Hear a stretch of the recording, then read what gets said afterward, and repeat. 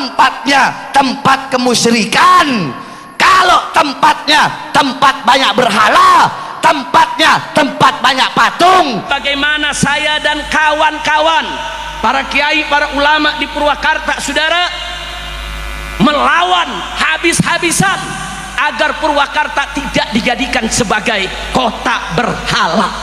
Yang jadi pertanyaan saya adalah, kenapa setiap nilai-nilai kebudayaan masa lalu bangsa saya, orang Sunda atau orang Jawa, selalu dimusyrikan?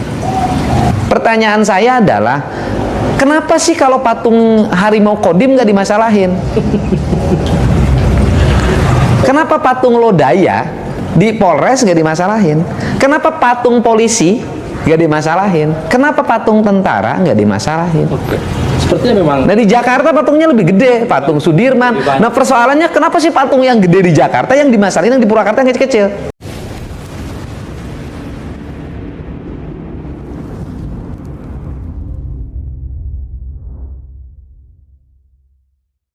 Fitnah di mana-mana, kerusakan di mana-mana. Maka satu-satunya benteng bagi NKRI, baik masa sekarang atau di masa yang akan datang, benteng NKRI adalah para santri, saudara-saudara. Nah, santri-santri di daerah-daerah, santri-santri di tempat-tempat, itu tergantung tempatnya. Santri-santri itu tergantung tempatnya. Kalau tempatnya tempat kemusyrikan, kalau tempatnya tempat banyak berhala, tempatnya tempat banyak patung, kotanya kota kemusyrikan, kota maksiat, maka sedikit daripada santri-santri itu yang akan mendapatkan manfaat dan barokah daripada ilmu, saudara-saudara. Jangan harap Purwakarta bisa menjadi kota santri selama masih banyak kemusyrikan di kota Purwakarta, saudara-saudara. Jangan harap. Jangan harap, potong lidah saya. Mungkin kalau Ustadz saya jawaban nggak berani untuk nyebut nama. Kalau saya sebut Deddy Mulyadi, saudara-saudara.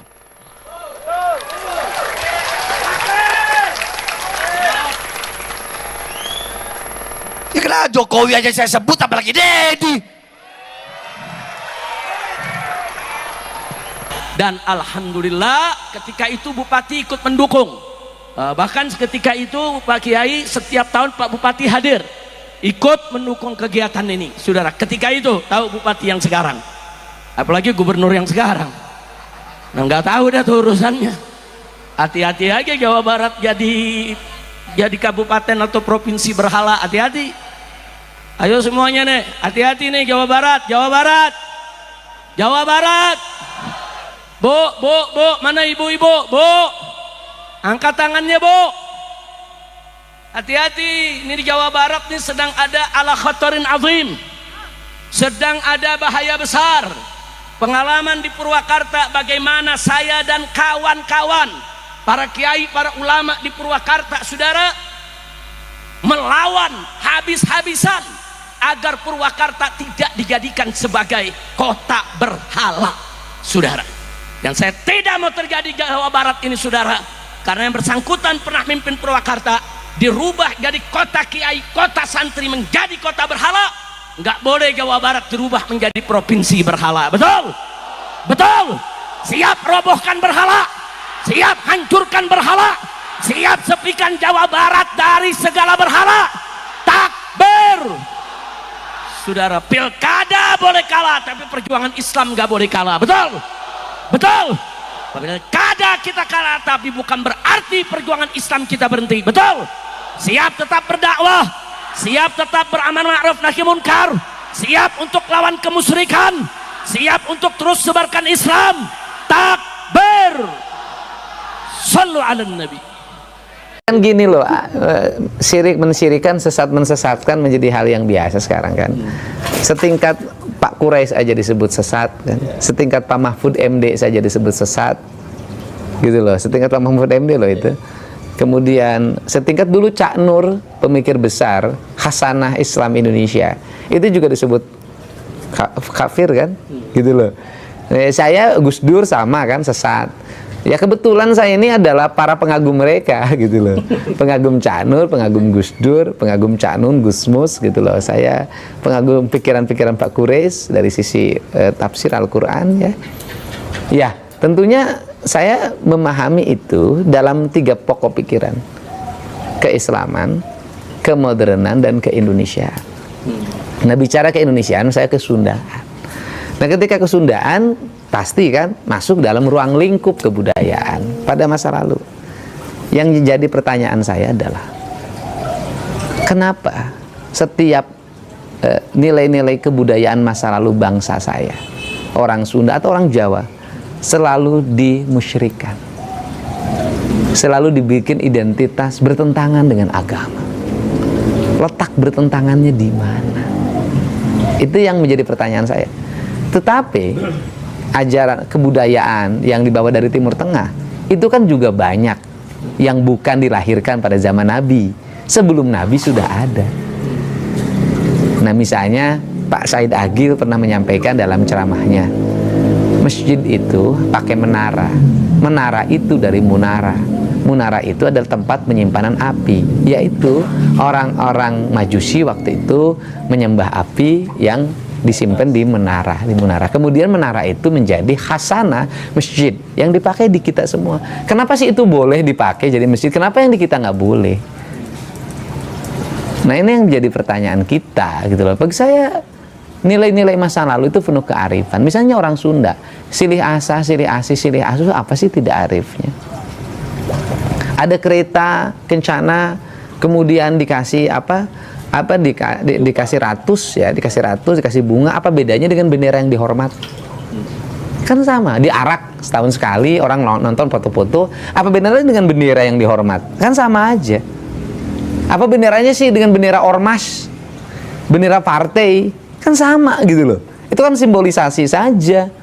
Ya, kalau itu nggak boleh, bendera ormas juga jangan dibela-bela dong. Kan ketika nama ormasnya dilecehkan orang lain kan ngamuk. Kan ketika nama partainya dilecehkan orang lain kan orang ngamuk juga. Kan artinya bahwa samalah semuanya juga masih menghormati simbolisasi gitu loh. Cuman beda. Ya cuman beda. Nah, itu problemnya apa? Misalnya kain pohon dikasih kain, terus problemnya apa? Katanya itu baik dianggap yang menghidupkan agama Hindu. Nah, pertanyaan saya, ada nggak di India pohon dikasih kain? Nggak ada. Itu khas Bali aja. Bukan khas Hindu loh, khas Bali. Bali itu khasnya budaya Nusantara. Nah, kemudian menjadi pertanyaan saya, lu masalahnya apa? Bagus mana pohon dikasih kain dengan pohon dikasih paku? Dikasih paku, kasih iklan, ditulisan di situ. Misalnya hubungi 08 sekian gitu kan ya, untuk sedot tinja. Oke. Bagus mana dengan pohon dikasih kain? Nah, yang dimasalahin kan kain kotak-kotak warna hitam. Nah, kain kotak-kotak warna hitam itu kan bukan barang baru di kita. Semar itu dalam golek, wayang golek itu pasti kainnya kotak-kotak hitam. Hanoman itu kan kotak-kotak, karena orang Indonesia itu mengenal 2 warna hitam putih. Kan sama dengan di Mekah. Mekah juga kan hitam, kenapa nggak pink? Kan artinya warna hitam memiliki makna filosofi, warna putih memiliki warna filosofi. Nah, kemudian kotak-kotak. Nah, kalau kotak-kotak juga nggak boleh, papan catur juga nggak boleh. Oke, Kak, apa pertimbangannya membungkus pohon? Estetika, agar pohon itu nggak ditempelin paku. Dirusak. Kenapa dikasih kain kotak? Karena eksentrik. Karena dikasih kain pink nggak pantas.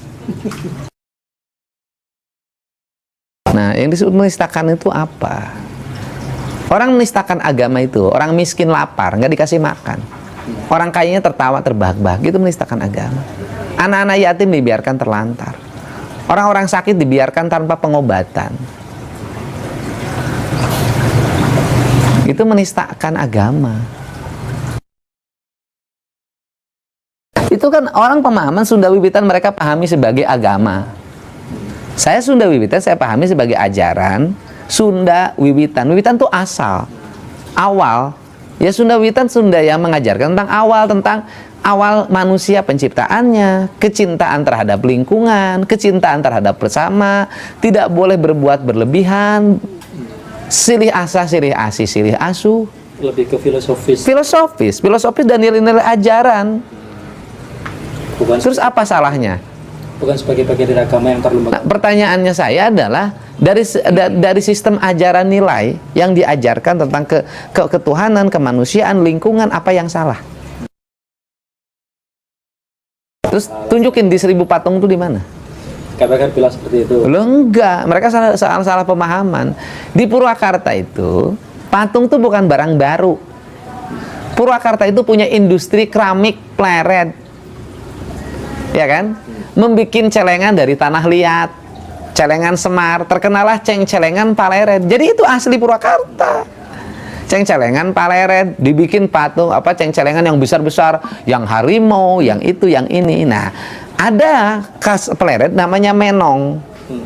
Nah, menong itu adalah identitas Paleret dan menjadi khas Purwakarta hari ini. Saya menjadikan menong hari ini menjadi asalnya mukanya perempuan, menong itu. Ya kan, diganti oleh saya mukanya jadi wayang 2 muka. Kalau ada Dorna, di baliknya ada Semar. Kalau ada Yudhistira, di baliknya ada Duryodhana. Kalau ada Sangkuni, di baliknya ada Bisma. Jadi manusia itu 2 muka. Saya pasang di gerbang masuk ke arah Purwakarta lewat Jatiluhur. Itu khas yang bikinnya orang Pleret. Itu identitas kita.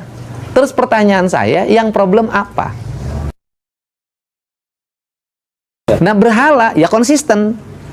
Kalau patung itu dianggap berhala dan tidak boleh, bikin keputusan yang menyeluruh untuk seluruh orang Indonesia. Dalam keputusan Kepres, dalam Perpres, dalam undang-undang. Karena saya bupati penyelenggara konstitusi. Pertanyaan saya adalah, kenapa sih kalau patung harimau Kodim nggak dimasalahin? Kenapa patung Lodaya di Polres nggak dimasalahin? Kenapa patung polisi nggak dimasalahin? Kenapa patung tentara nggak dimasalahin? Oke. Sepertinya memang. Nah, di Jakarta patungnya lebih gede, patung Sudirman. Nah, persoalannya kenapa sih patung yang gede di Jakarta yang dimasalahin, yang di Purwakarta yang kecil-kecil? Nah, itu pertanyaan saya. Kenapa sepertinya FPI Saya nggak tahu, sekali sama kalian? nggak tahu. Sampai Ya nggak tahu. Mungkin saking sayangnya sama saya.